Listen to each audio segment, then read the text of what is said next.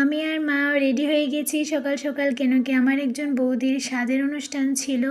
আর যাওয়ার পথে যেহেতু মামার বাড়ি পড়ে, তো একবার ভেতরে গিয়ে ভাইদের সাথে দেখা করে আসলাম। ওরা তখন খাচ্ছিল আর আমি যাওয়ার পরে আমাকে একটা রুটি আর কিছু সবজি দিয়েছিল খেতে। তারপর আমি আর মা বেরিয়ে পড়ি ওদের বাড়ির উদ্দেশ্যে। আর যেহেতু পুজোর আগে যাচ্ছিলাম, তো যাদের যাদের জন্য পুজো জামা কাপড় কেনা হয়েছিল সবই নিয়ে গিয়েছিলাম। তো এসে গেছি বাড়িতে। আর এই ঘরটায় এখন দাদা বৌদিরা থাকে, কিন্তু এক সময় এই ঘরটায় আমি থাকতাম। এই ঘরটার প্রতি আমার একটা আলাদা টান আছে বলতে পারো। বাকি সব কিছু একদিকে, এই ঘরটা যা ঠান্ডা না, এত গরমের মধ্যেও এই ঘরটায় একটা শান্তি আছে বলতে পারো।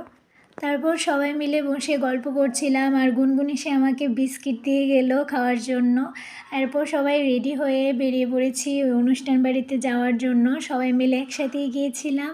অনুষ্ঠান যদিও অনেক আগেই শেষ, আমাদের যেতে যেতে প্রায় 3:30 4টে বেজে গিয়েছিল। তারপর দেরি না করে আমরা খেতে বসে গেছিলাম।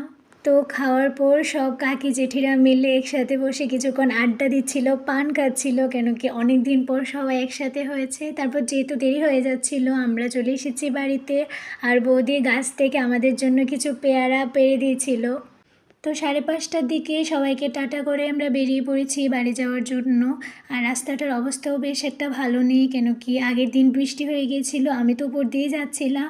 আর আকাশটা দেখো কি সুন্দর হয়ে আছে। So that's it for today, bye bye.